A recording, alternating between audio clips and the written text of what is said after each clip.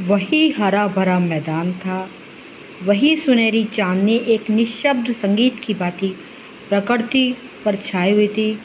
वही मित्र समाज था, वही मनोरंजन के साधन थे, मगर जहाँ हास की ध्वनि थी, अब वहाँ करुण क्रंदन और अश्रु प्रवाह था।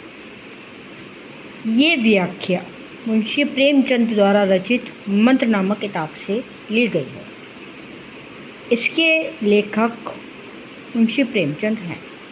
वही हरा भरा मैदान था, इसका अर्थ यह है कि किसी इंसान के जाने के बाद कोई चीज़ नहीं बदलती। जब कैलाश को सर्प ने काट लिया और वो मृत्यु को प्राप्त हो गया, तो बस मैदान वही था जिसमें घास उगी थी, जहाँ पर रात की चांदनी एक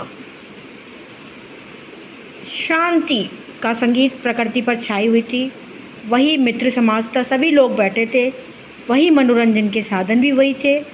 जहाँ पर लोग थोड़ी देर पहले कह के लगा रहे थे हंस के, वहाँ अब बहुत तेज़ी से रोना पीटना आरंभ हो रहा था, क्योंकि वहाँ पर कैलाश को सर्प ने काट लिया था और कैलाश की मृत्यु हो गई थी। प्रकृति पर क्या छाई हुई थी? प्रकृति पर सुनहरी चांदनी छाई हुई थी।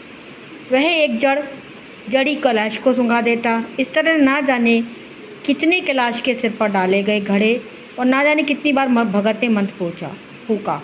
आखिर जब उषा ने अपनी लाल लाल आँखें खोली तो कैलाश की भी लाल लाल आँखें खुल गई। एक क्षण में उसने अंगड़ाई ली और पानी पीने को मांगा।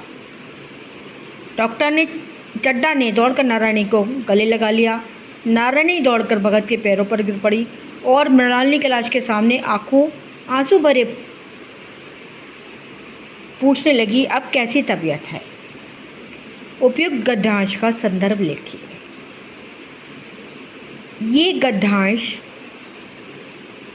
मुंशी प्रेमचंद रचित द्वारा कक्षा 9th में मंत्र नामक पाठ से लिया गया है। इसके लेखक मुंशी प्रेमचंद है। रेखांकित अंशों की व्याख्या कीजिए। आखिर जब उषा ने अपनी लाल पीली आंखें खोली, जब सुबह हुई, मतलब जब रात का अंधकार छट गया, उषा माँ ने सुबह की जब लालिमा दिखी तो कैलाश की भी लाल आंखें खुल गई, अर्थात उसने भी आंखें खोली। एक क्षण में उसने अंगड़ाई ली। जब भगत ने उसके ऊपर काफ़ी घड़े डाले, पानी के डाले, तो उस पानी के घड़े से उसकी मूर्छा टूटी और उसने मूर्छा टूटने के बाद उसने आंखें खोली और उसके बाद उसने आंखें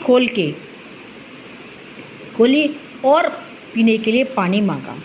डॉक्टर चड्डा ने अपनी पत्नी को खुशी के मारे नारायणी को गले से लगा लिया और नारायणी दौड़कर भगत के पैरों पर इसलिए गिर पड़ी क्योंकि भगत ने उसके बच्चे की जान बचाई थी। मृणालिनी कैलाश के सामने आंखों से पूछने लगी। जो उसके प्रेम का मृणालिनी थी, वो आंखों में आंसू भर के पूछने लगी कि अब कैसी तबीयत है। आंखें खुलते हुए अंगड़ाई लेते हुए कैलाश ने क्या मांगा? आंखें खुलते ही अंगड़ाई लेते हुए कैलाश ने सबसे पहले पीने के लिए पानी मांगा।